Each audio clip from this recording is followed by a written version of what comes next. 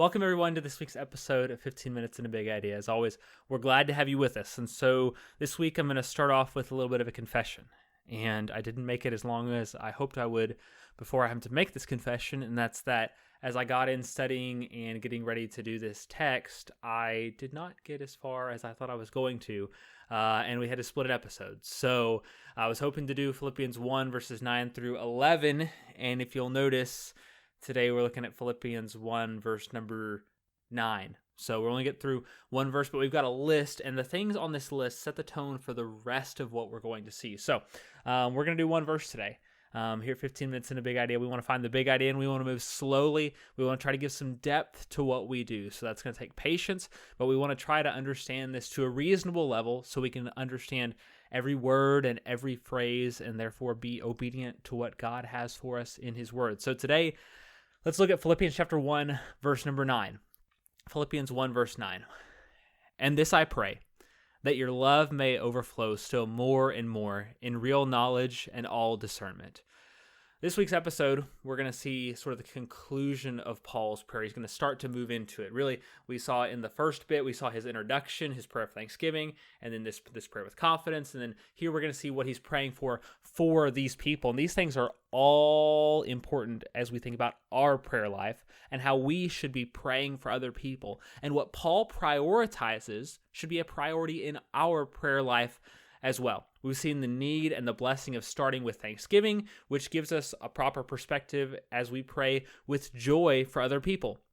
Further, we saw the need to pray last week. We saw that we need to pray with confidence, to have a prayer life that trusts in the faithfulness of God and His ability to keep His promise, and having a heart and mind that is shaped by the return of Christ. So that every moment we're thinking, what does the return of Jesus say about this situation right here? That must permeate every aspect of our lives, including our prayer life.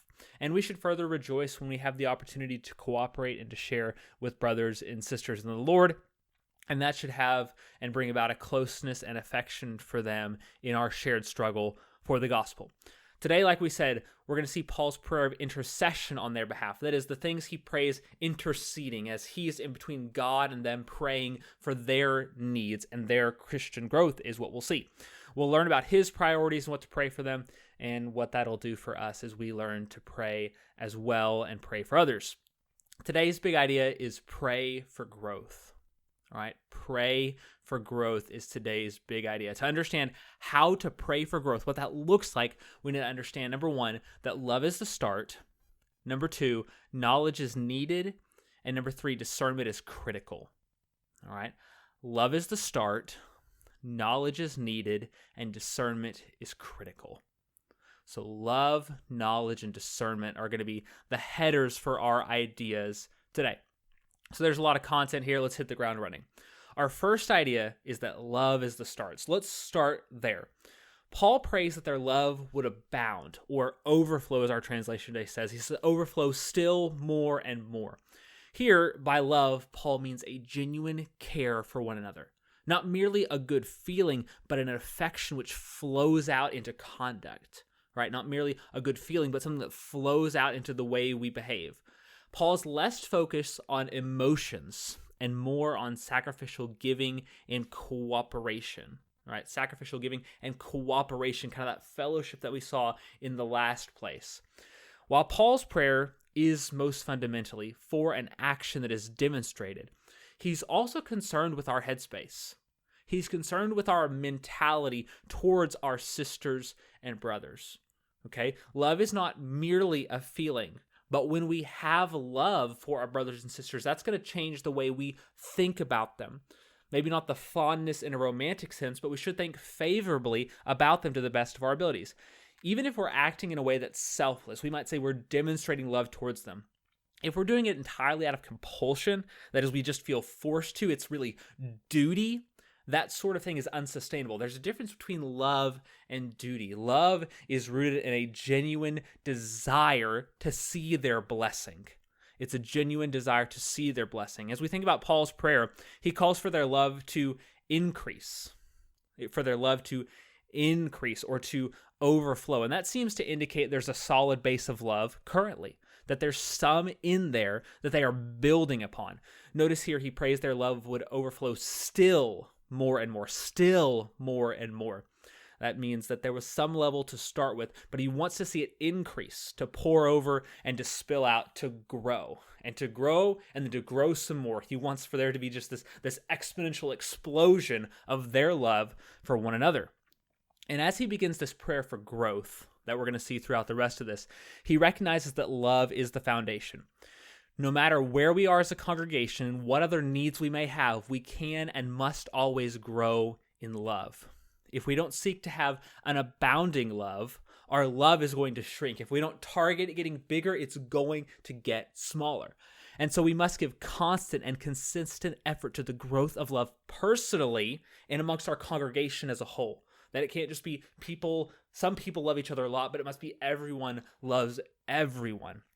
And I want to encourage you that you shouldn't be satisfied with just enough, because it's the times that we're satisfied with just enough, that we think, we have enough love, is that maybe there's a roadblock or a barrier in our relationship, that when we get satisfied, that's the precise moment we need to move past that hang-up. That if we don't move past that hang-up, we will fall into stagnation. So let's move to that next idea. The next idea for the rest of the verse is Paul's going to pray for knowledge to increase. He's going to pray for knowledge to increase. And that's a dangerous thing. You may say, how is knowledge increasing a dangerous thing? Well, as Paul says in 1 Corinthians 10, knowledge puffs up, but love builds up. Knowledge is most dangerous when it is self-absorbed and conceited, because it usually becomes a weapon to raise ourselves up and to put others down. And so that's why Paul starts with love, is because knowledge must be grounded in love in order to be effective and helpful for everyone involved. Now, he says that you may grow in knowledge, or here the NASB says that you may grow in real knowledge. And what does he mean by that? Well, like I say, we're working out of NASB for Philippians. That's the choice I went with this book. It goes with the translation real knowledge, while some translations simply say knowledge. What's the right idea here? Well, the Greek word in most cases for knowledge is gnosis, and it means to know the facts. All right, if you've ever had a test where there was a ton of multiple choice questions and you're just grinding definitions, think of a history test that's just people, places, dates, things like that. That's the sort of place where gnosis lands on its basic level. All right, but we should notice here, and why I make that distinction, is that's not the word Paul uses. Paul doesn't use the word gnosis. He uses the word epignosis. Right, you can hear there's sort of a prefix here. This prefix epi means over or upon. So it comes to us in English words like epidermis or epidemic, which refers to skin that's over skin, or a disease that comes upon many people. And it's pretty easy to see how the ideas of over or upon can sort of have the same idea. You lay an item upon something and it is immediately over that thing. However, it can carry one connotation or the other. Just because you put something upon it doesn't mean it's over, because over has a connotation of superiority. So what are we to do with that here? Well, Paul doesn't just mean knowledge. And so I think he's going with some sort of elevated knowledge is the sort of thing he's praying for because of that epignosis. So the NASB's inclusion of real knowledge here, I think, is headed in the right direction.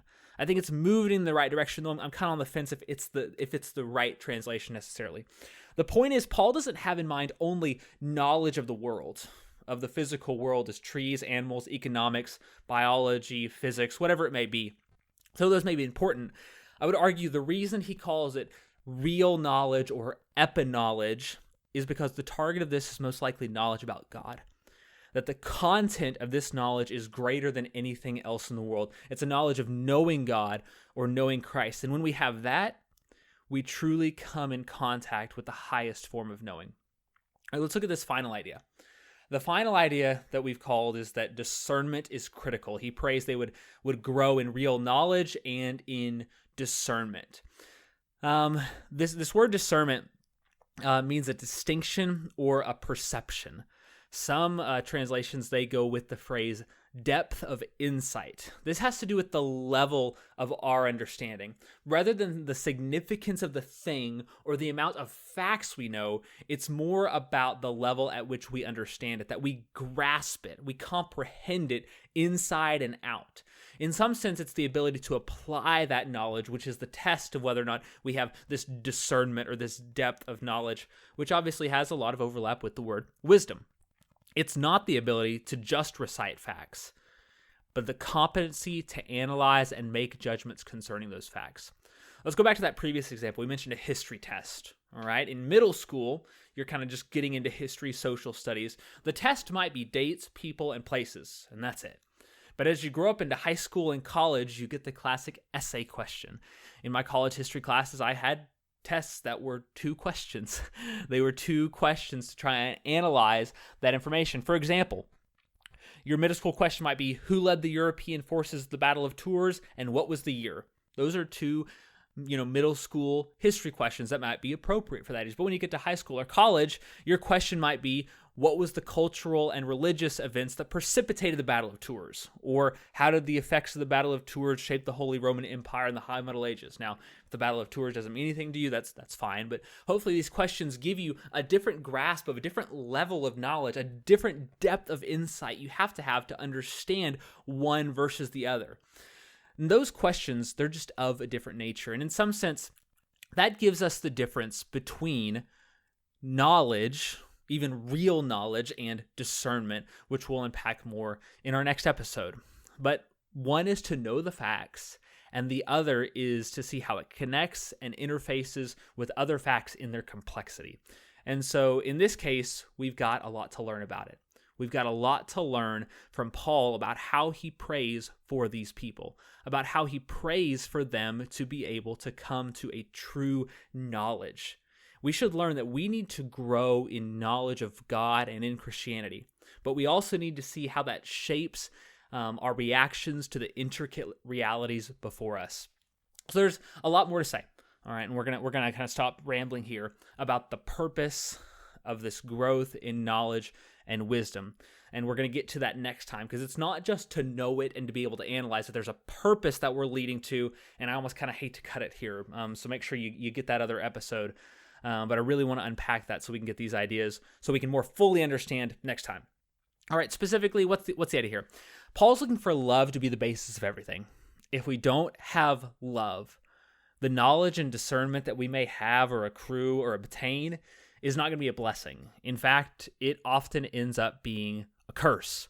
But once we're grounded in love, that alone is not sufficient either. We need knowledge. We need to know the will of God and the Word of God better. So we need knowledge of God, and we need the wisdom of God. So as we think about applying this, read, study, and meditate on the Word of God.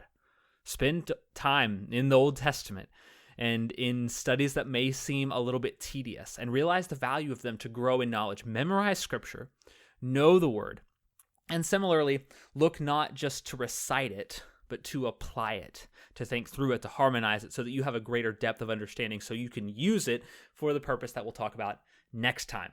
All right, so let's ask some questions. Are you striving to grow in love? Are you working hard to see that your love between your sisters and brothers is overflowing?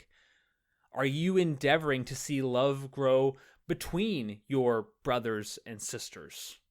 Are you allowing it to be stagnant, or are you facilitating the growth of their love for one another? Are you growing in your knowledge and discernment of the Word? And are you helping to facilitate that in others? More than that, are you praying for those things to occur?